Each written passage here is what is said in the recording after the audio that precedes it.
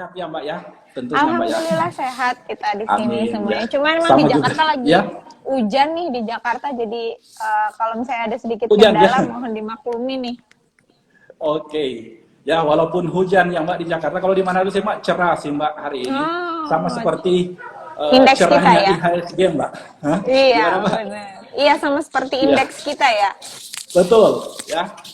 Eh, Tercatat juga IHSG selama seminggu ini hanya sekali berada di zona merah ya. Kemudian juga untuk performa IHSG selama sepekan ini menguat 1,87%. Hari ini juga all time high juga Mbak ya, IHSG. Betul, betul. Ya, sudah juga menguji level 7.200 ya. Hari ini ditutup 7210,835 poin. Nah, kita dengarkan dulu nih Mbak ulasan dan juga informasi-informasi apa saja nih Mbak terkait dengan pasar modal di sepanjang minggu ini dan juga khusus untuk hari ini Mbak. Silakan Mbak Vela. Iya, ini suara saya jelas ya. Jelas Mbak, jelas. Oke, ya jadi benar ya IHSG kita hari ini cerah ya karena hari ini konsisten hijau gitu ya. Hari ini konsisten hijau, bergerak hijau dan ditutup di 7.210,8 atau 7.211 ya. Kita bilang ini naik kurang lebih 83 poin atau 1,17%. Nah, untuk sektor-sektor pendongkraknya sebenarnya ini adalah sektor energi dan sektor barang baku nih. Ini udah kembali menguat ya karena kalau kita lihat seminggu kemarin itu sektor energi memang agak sedikit terkoreksi. Ini mengikuti harga komoditasnya juga yang memang juga ikut terkoreksi ya kemarin gitu. Nah, tapi untuk beberapa hari ini indeks kita cukup menguat gitu. Ini sih sentimennya ada beberapa ya, kalau untuk energi sendiri sih sebenarnya kaitannya karena memang ini Uni Eropa nih ini baru saja mengeluarkan bahwa mereka sudah resmi membuat larangan untuk ekspor batu bara nih ya, Uni Eropa ke dari Rusia gitu. Nah, ketika memang akhirnya Rusia ini dilarang untuk impor, dilarang untuk ekspor ke Rusia, maka ada potensi nih nanti Indonesia yang akan jadi salah satu untuk yang akan jadi salah satu tujuan untuk Uni Eropa untuk bisa impor untuk batu bara ya. Jadi memang ini sentimennya seperti itu, sehingga untuk hari ini sendiri kalau kita lihat energi jadi salah satu yang paling kuat ya gitu ya penguatannya, termasuk untuk minggu ini juga gitu. Oke, kalau saya melihat juga Mbak untuk bursa-bursa lain juga mayoritas juga menguat ya Mbak ya, termasuk untuk bursa di Amerika pada penutupan tadi malam ya Mbak ya, tiga indeks utama juga menguat. Nah, kalau saya melihat juga ini Mbak, selain energi juga terdapat juga emiten-emiten mining ya Mbak ya, mineral dan juga metal nih. Ada ADMR, kemudian Merdeka Cooper, Inco. Ya, energi diwakili juga oleh Harum yang Harum Energi hari ini menguat 4,03%. Nah, iya karena memang silakan. Lanjut Pak. Iya, karena memang kalau untuk yang kayak mining dan gas juga ini sebenarnya meskipun belum rilis resmi, memang ada isu juga bahwa Uni Eropa juga akan ada larangan juga ya gitu. Jadi memang kemudian untuk sektor-sektor minyak ini juga yang lainnya juga ikut naik gitu. Jadi memang ikut terkena sentimen selain tadi batu bara ya. Cuma memang yang sudah rilis resmi itu untuk Uni Eropa itu adalah untuk batu bara gitu. Karena selama ini kan baru US dan yang lainnya ya, Uni Eropanya masih agak nahan-nahan gitu. Tapi ternyata bahkan termasuk Jerman pun sebenarnya sudah resmi ikut Uni Eropa untuk memblokir gitu ya akses untuk impor dari Rusia gitu. Oke. Mungkin Mbak kita bisa lebih langsung ke analisanya Mbak ya, untuk yang minggu depan, market minggu depan, untuk yang sektor energi dan juga mining metal seperti ini, prospeknya seperti apa ya Mbak? Apakah masih akan terus berlanjut terkait dengan isu yang sudah disampaikan atau gimana Mbak ya? Iya, kalau untuk indeks energi sendiri sih kita masih ada potensi kenaikan lebih lanjut ya, karena kan memang ini kan pengumumannya baru ya, dan biasanya kan ini kaitannya dengan harga harga-harga komoditasnya. Kalau untuk hari ini sendiri sih sebenarnya mayoritas selain nikel tuh untuk secara harian ditutupnya masih negatif gitu ya. Tapi secara harian. Nah, tapi kalau kita lihat mungkin nanti di minggu depan ini dengan sentimen yang ada hari ini sih kita melihatnya ada potensi bahwa nantinya harganya akan naik gitu ya. Karena memang terutama untuk Indonesia sendiri gitu ya, itu kan menjadi salah satu tujuan untuk impor itu sendiri. Jadi akan ada potensi kenaikan. Nah, untuk beberapa saham juga kayak MDKA dan yang lainnya ini lebih sentimennya adalah mau semuanya lagi pada mau RUPS ya. Dan isu-isunya itu lebih ke pembagian dividen dan yang lainnya gitu. Jadi memang ada potensi kenaikan gitu ya. Kalau kayak beberapa saham sih lebih banyaknya selain memang karena isu dari global, banyak aksi korporasi ya yang mau RUPS, pembagian dividen dan right issue dan yang lainnya gitu. Jadi memang sentimennya kayaknya masih cukup kuat di situ. Oke. Nah, ini lanjut yang MDKA ya Mbak ya. Kalau saya melihat juga MDKA sudah sejak minggu yang lalu Mbak ditutup terus di zona hijau. Kemudian juga informasi tadi yang sudah disampaikan, ada ini Mbak ya, update untuk MDKA itu tanggal 13 ya Mbak ya, minggu depan, 13 April. Nah, untuk MDKA sendiri sudah menguat berapa persen nih Mbak ya? Sudah apa Mas? Sudah menguat, maksudnya sudah ya. Satu minggu ini udah naik 20,37% Mbak. Nah, kira-kira untuk peluang minggu depan MDKA seperti apa Mbak? Apakah ada taking profit kah di minggu depan? Dan juga dihubungkan dengan cum date Mbak ya, minggu depan tanggal 13 April. Iya.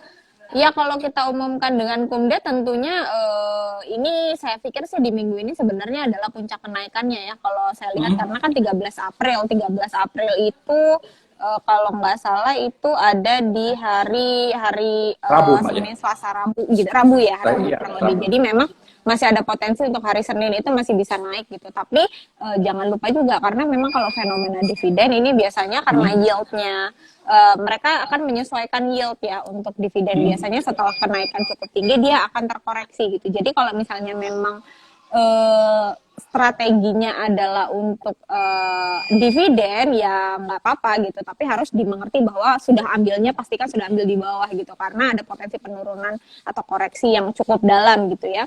Tapi kalau misalnya memang ingin mengambil dividennya ya nanti bisa manfaatkan penurunannya untuk bisa membeli kembali gitu karena biasanya setelah cum date X date, nah di momen X date ini biasanya akan langsung turun cukup signifikan gitu. Jadi ini memang perlu jualan Mbak. Betul. Oke. Ya, saya jadi tanggal 13 ya hari Rabu. Soalnya saya hanya ingat tanggal 11 tuh Mbak, hari Senin Mbak. Goto kan Mbak ya. Semuanya ingat. Itu untuk nah ini Indo Premier Sekuritas sendiri sebagai lead underwriter Goto itu udah nggak ada perubahan kan Mbak ya untuk yang tanggal 11 untuk listing. Harusnya sih udah nggak ada ya. Harusnya sih udah nggak ada. Oke. Nah, kita tinggalkan untuk sektor energi tadi Mbak ya. Nah mungkin kita untuk sepanjang bulan ini ya, kita sudah memasuki bulan suci Ramadan dan akan menghadapi juga hari raya Lebaran ya, Idul Fitri. Kira-kira untuk sepanjang bulan ini sampai dengan awal bulan depan itu Mbak, sektor mana Mbak yang bisa menjadi perhatian investor nih Mbak? Ya, kalau untuk sektor sebenarnya tidak jauh-jauh juga, nggak bisa kita tinggalkan sektor consumer ya. Consumer ini masih menjadi salah satu yang cukup menarik gitu ya untuk kita perhatikan menjelang bulan Ramadan. Terutama kalau kita lihat sih di sini Indofood ini cukup jadi salah satu saham prioritas kita ya karena memang setelah terjadi penurunan beberapa waktu lalu akibat sentimen dari ICBP juga ya dia sekarang udah mulai naik gitu. Secara teknikal udah mulai naik meskipun hari ini terkoreksi pun terkoreksinya masih cukup aman dan tidak break supportnya dia ya, jadi secara teknikal masih aman. Kemudian secara fundamental juga dia ditopang oleh diversifikasi bisnis yang cukup bagus gitu ya. Selain dia punya ICBP yang kinerjanya mungkin juga akan mulai membaik, dia juga punya CPO gitu ya, agribisnis, agrinya itu juga ada. Nah, harga CPO juga kan kalau kita lihat hari ini cukup bagus ya, year to date-nya saja untuk CPO sudah naik kurang lebih 54% dan sudah di atas level 6.600 gitu. Jadi memang ini ekspektasinya akan menopang kinerja dari Indofood di 2022 ini gitu dan jadi sentimen positif. Terutama juga sektor boga sarinya nih, sektor boganya kan kue-kuean ya. Ini jadi Indofood memang jadi salah satu sektor yang mungkin bisa dipantau untuk kita bertransaksi saham di bulan Ramadan. Sebenarnya ada juga untuk sektor konsumer mungkin ayam-ayaman ya, Cepin dan Java. Cuman memang untuk Cepin dan Java ini masih agak pergerakannya terbatas, terkoreksi. Lebih kepada karena memang ada tekanan untuk pangan ya, pangan untuk pakan ternak gitu ya, jagung, kemudian gandum itu sedang naik cukup signifikan. Sehingga kalau kita lihat chartnya gitu ya, untuk Cepin sendiri ini masih downtrend gitu. Jadi memang belum menarik mungkin untuk Ramadan ini karena ada beberapa tekanan gitu. Kita harus nunggu dia mulai breakout gitu ya. Kemudian kalau untuk Java ini lebih baik sedikit daripada Cepin gitu. Cuman ini lebih ke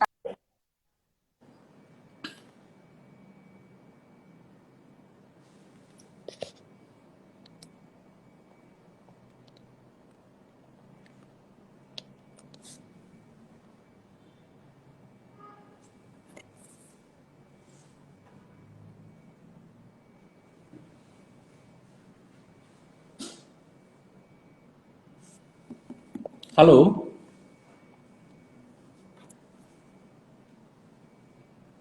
Ya, eh, mohon maaf, Sobat IDX, sepertinya memang ada kendala sinyal ya di tempatnya Indo Premier Sekuritas karena tadi mungkin cuacanya kurang bersahabat ya di kota Jakarta saat ini.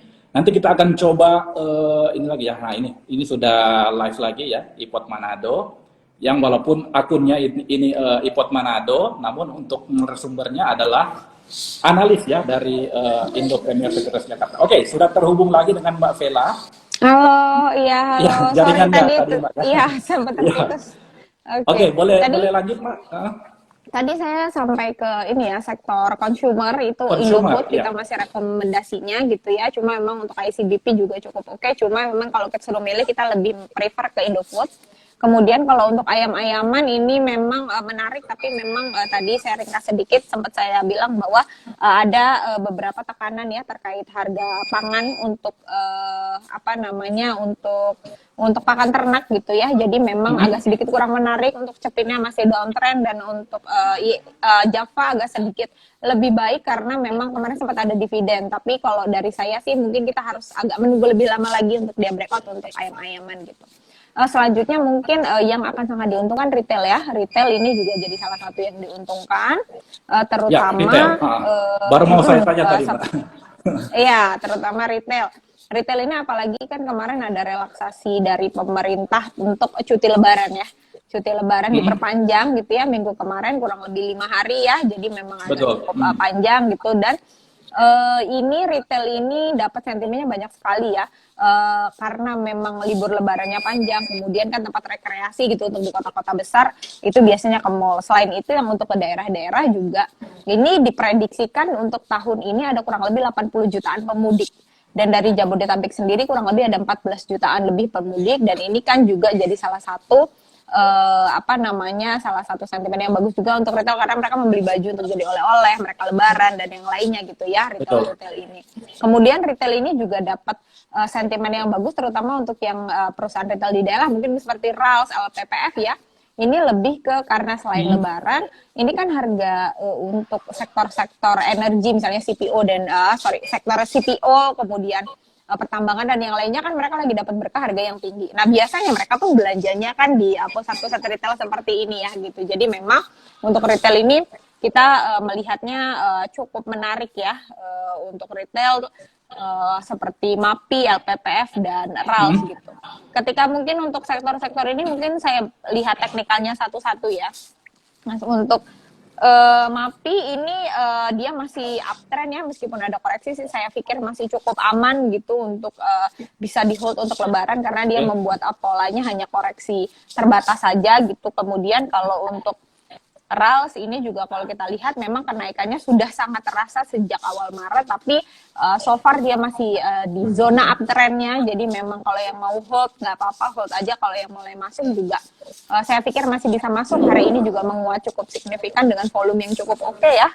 Kemudian Untuk LPPF juga saya pikir masih cukup oke. Jadi memang retail ini trennya secara teknikal juga sudah mendukung bahwa memang kebiasaan dia biasanya akan naik gitu. Itu untuk retail ya. Selain retail mungkin juga bisa diperhatikan untuk sektor seperti komunikasi ya, sektor komunikasi gitu, karena traffic data ini biasanya akan meningkat di momen Lebaran Ramadan gitu. Seperti Telkom ya, Telkom ini juga sudah cukup oke karena memang Telkom juga ditopang oleh netbuy asing ya. Jadi sekedar informasi aja, netbuy asing ini paling banyak ke perbankan dan juga ke Telkom, BBRI dan Telkom gitu. Untuk hari ini sendiri juga Telkom menjadi netbuy dan hari ini itu netbuy asing kurang lebih 1,3 triliun. Ini cukup besar. 1,3 T, besar Mbak ya. Kurang lebih ya. Dan bahkan kalau year to date-nya itu yang juga dipimpin oleh Telkom, BBRI dan teman-teman perbankannya dia itu kurang lebih sekitar 47 T, kurang lebih ya, sekitar itu, dan ini sudah lebih besar daripada full year 2021. Karena full year 2021 hanya sekitar 36 triliun. Jadi memang lagi dapat sentimen yang positif banget.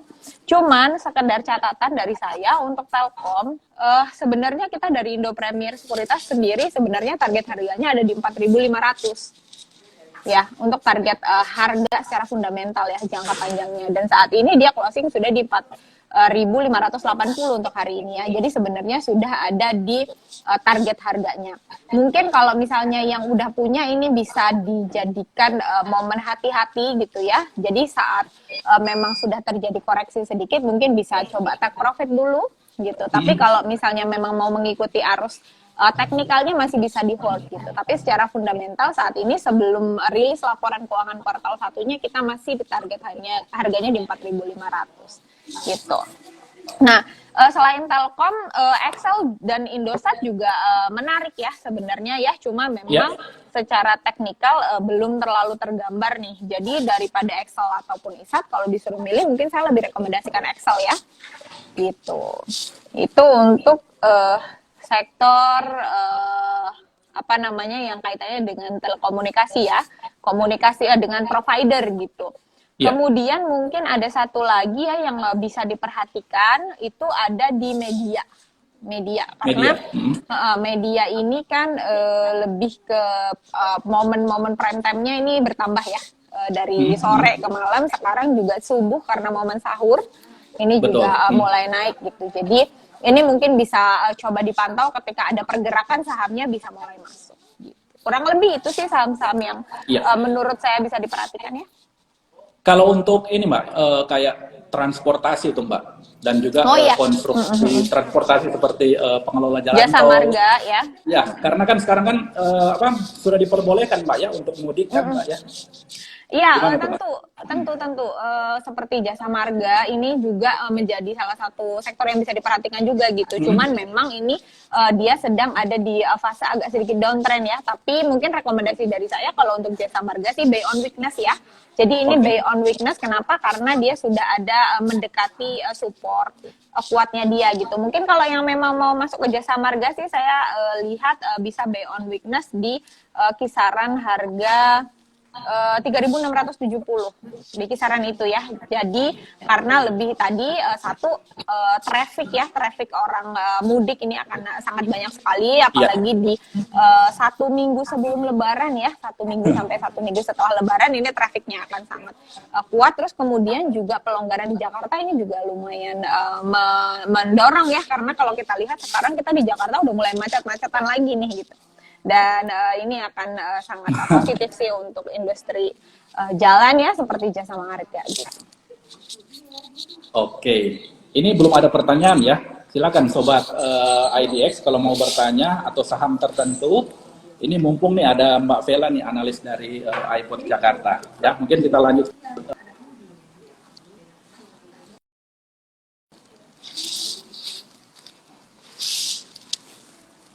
Fokusnya di sektoral apa gitu Mbak ya? Kalau Mbak Vela ada ini nggak Mbak?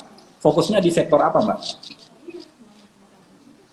Oh, kalau untuk saat ini kita masih membahas semua sektor ya. Jadi memang semua Mbak ya? Kita jadi kita secara general. General, oke. Kita coba bahas. Oke ya. apalagi Mbak ya, mungkin untuk view ke minggu depan nih Mbak, Iya, IHSG ya. jadi Gimana Mbak? sebenarnya mungkin sedikit update juga ya sebelum kita ngomongin ke view minggu depan. Minggu Boleh. lalu nih sebenarnya ada beberapa data-data ekonomi yang rilis ya. Jadi di minggu lalu itu mungkin di awal bulan sih sebenarnya yang rilis tuh kita sudah rilis data inflasi ya. Inflasi kita sudah naik nih. Inflasi kita sudah naik kurang lebih untuk bulan Februari itu kita naik di level 2,64%. Ini lebih tinggi dari sebelumnya 2,55% ya. Ini cukup bagus karena sebelumnya kita agak sedikit turun ya, growth-nya itu agak sedikit turun gitu. Nah tapi perlu diingat juga bahwa sebenarnya untuk pasca setelah Lebaran ini kita agak-agak was-was juga sih gitu ya. Indeks kita cukup menguat, positif, energinya bagus, tapi ada ancaman inflasi yang juga cukup tinggi sehingga ini nanti akan mengkhawatirkan kenaikan suku bunga acuan ya. Gitu, karena memang tekanan untuk suku bunga acuan ini udah mulai banyak nih, dari mulai The Fed ya yang sudah mulai banyak menaikkan suku bunga acuan, kemudian Indonesia juga kayaknya nggak akan luput dari inflasi ya, gitu, karena satu sekarang kalau kita lihat minyak kan sudah mulai naik, CPO dan yang lainnya, kemudian ada juga dari pemerintah sekarang beberapa tempat sudah mulai ada pajak ya, gitu, udah mulai naik juga, kemudian inflasi ini sebenarnya sudah mulai tergambar karena komoditasnya semuanya mulai pada naik. Ini tergambar juga sebenarnya beberapa hari yang lalu udah ada beberapa take profit untuk perbankan nih. Perbankan kan beberapa waktu ini agak sedikit terkoreksi ya meskipun masih aman gitu. Tapi ini juga menjadi salah satu tanda-tanda bahwa investor sebenarnya udah agak khawatir untuk udah agak khawatir akan adanya inflasi di bulan Maret ini ya, terutama karena momennya banyak sekali kenaikan komoditas ya. Ini juga akhirnya mungkin nanti akan berpengaruh ke indeks kita, kemudian momen Lebaran dan yang lainnya gitu. Satu sisi positif, tapi ini juga perlu diwaspadai untuk sobat ipot semuanya, terutama yang pegang saham-saham yang memang sudah cukup tinggi ya, gitu, karena nanti takutnya kalau misalnya kita nggak memperhatikan kira-kira sentimen apa yang ada, kita cuman punya potensi gain gitu ya, nggak sempat ngambil, nggak sempat take profit, tapi cuman potensi gain aja gitu. Jadi memang harus dipahami untuk isu-isu potensi isu-isu di minggu depan gitu, di bulan-bulan depan. Oke, ya. Nah, ini Mbak, selain all time high untuk IHSG, kita juga mencapai all time high untuk market cap ya Mbak ya. Setelah di Selasa yang lalu 9.006 triliun ya untuk market cap kita. Hari ini tercatat ini 9.077,384 triliun rupiah ya untuk market cap di pasar modal kita di Indonesia. Nah, ini dengan akan IPO-nya untuk akan listingnya Goto juga di hari Senin nantinya juga akan lebih menambah lagi market cap kita ya untuk di pasar modal kita. Dan juga gimana nih Mbak untuk minggu depan peluang IHSG seperti apa Mbak? Ditambah juga dengan akan listing juga Goto nih Mbak hari Senin. Kalau peluang kita masih tetap sama ya, peluangnya kita masih tetap optimis bahwa akan bergerak menguat ya, karena tapi lebih kepada tadi ada berbagai sentimen-sentimen seperti kenaikan potensi kenaikan sektor energi ya, karena beberapa keputusan global gitu. Nah kalau untuk Goto sendiri sih ya kita nggak bisa terlalu banyak komen ya, karena sebagai underwriter kita nggak bisa ngomong banyak gitu untuk IPO Goto gitu. Tapi ya harapannya dengan IPO-nya Goto ini bisa menambah pilihan investasi investor gitu ya, karena kan selama ini kita masih didominasi itu oleh perbankan dan juga energi. Jadi market cap-nya masih paling banyak tuh di situ gitu ya, sama beberapa mungkin seperti Astra International, United Tractor dan yang lainnya. Sehingga kalau kita lihat LQ45-nya itu aja gitu. Sektor teknologinya dan yang berkaitan dengan yang lain masih belum terlihat gitu. Nah harapannya dengan adanya Goto yang juga sudah mulai startup yang sudah mulai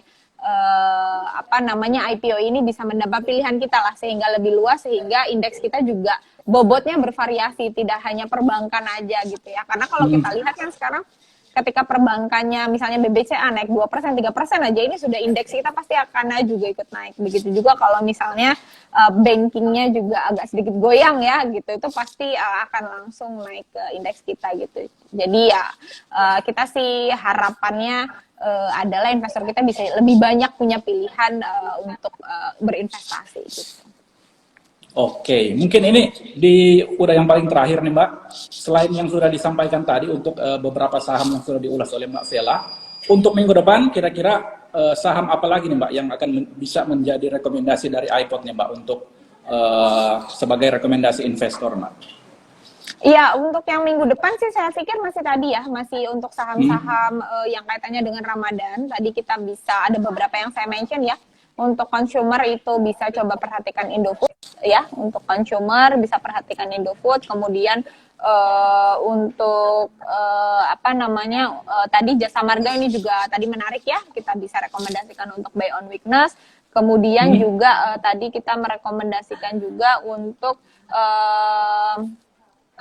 Telkom ini masih bisa di hold ya untuk Telkom. Kemudian kita juga masih merekomendasikan untuk saham-saham energi ini masih bisa di hold ya. Seperti Adro ini juga masih bisa di hold, masih ada potensi kenaikan. Kemudian juga hampir semuanya sih sebenarnya saham teknologi ya gitu, seperti Harum juga hari ini naik, UNTR juga hari ini naik. Nah ini masih bisa di hold gitu karena komoditasnya ada potensi juga menguat untuk minggu depan.